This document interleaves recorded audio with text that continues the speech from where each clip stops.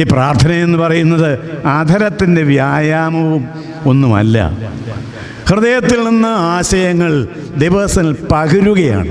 Hannah ദൈവം പ്രാർത്ഥിച്ചതുപോലെ ഞാൻ എൻ്റെ ഹൃദയം ദൈവത്തിൽ പകരുകയായിരുന്നെന്നാണ് പുരോഹിതനോട് പറഞ്ഞത്. ഓർക്കണം, ഇതാണ് പ്രാർത്ഥനയെന്ന് പറയുന്നത്. നമ്മൾ അത്യാവശ്യമുള്ളപ്പോൾ പ്രാർത്ഥിക്കും, അല്ലേ? ഞാൻ ഏതാനും വർഷങ്ങൾ മുമ്പ് അമൃത ഹോസ്പിറ്റലിൽ നിന്ന് പോയി. ഒരു രാത്രി അവിടെ റെസ്റ്റ് ഹൗസിൽ താമസിച്ചു. ഞാൻ താമസിച്ച റെസ്റ്റ് ഹൗസിൻ്റെ മുറിയുടെ പുറത്തേക്ക് ഇറങ്ങിയപ്പോൾ ഒരു വാചകം കണ്ടു. ഒരു സൂക്തം എഴുതി വെച്ചിരിക്കുകയാണ്.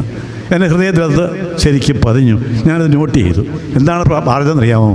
People usually pray only when they are in pains, as if God were a painkiller. But this is not real prayer. അർത്ഥം മനസ്സിലായോ?